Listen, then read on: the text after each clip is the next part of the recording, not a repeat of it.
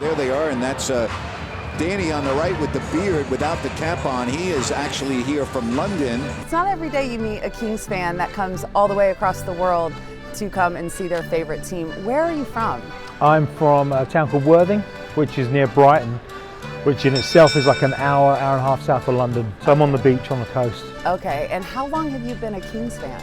Since around about 92, 93. So 24 years now, quite a long time. I showed an interest. We started to catch an NBA TV show on Saturdays. It was just showing highlights, and I had to choose a team. And at that time, I had a friend who lived in San Mateo, and I had some pen pals from Sacramento. And going through the logos, and the logo just jumped out at me, purple, and it wasn't the Lakers and Bulls and Celtics that everyone was sporting. And I just wanted to be a little bit left, so here I am, Sacramento. Back then, you couldn't get Kings games anyway. We would maybe get 1 or 2 games broadcast a week on German TV. So you had to get a satellite system and hook it up. You could pick up German TV. I eventually started purchasing PAL, like VHS tapes, and each game cost me £9.90, which is back then about 16 bucks. Oh my goodness. And I watched 82 games and the playoffs. I know that here you can go to any sports bar around any corner and you can find NBA games on.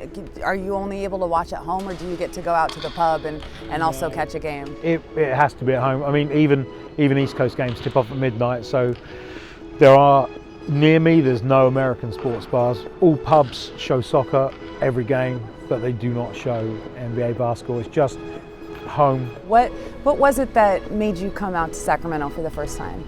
I have a friendship with Grant Napier, and we've spoken several times on the radio show and via text and phone calls, just saying, when this place gets built, I must be here. When I met him in Toronto in 2013, the Kings were as safe as we'd ever been. There was no Seattle rumors, no Anaheim rumors, and then about 2 months later, a month later, those rumors came out, and we thought we were going to lose the team. So once it was confirmed, once we knew we had this place planned, we knew opening night, no matter what. I've had 2 back surgeries as well in the past 2 years, and it was kind of, would I be able to make it out here? You know, would the doctors say I'm good to fly? And they did, and I was, and we made it for opening night of this place, which is just amazing, stunning. You mentioned kind of the fight when it was up in the air whether or not this team would stay here in Sacramento.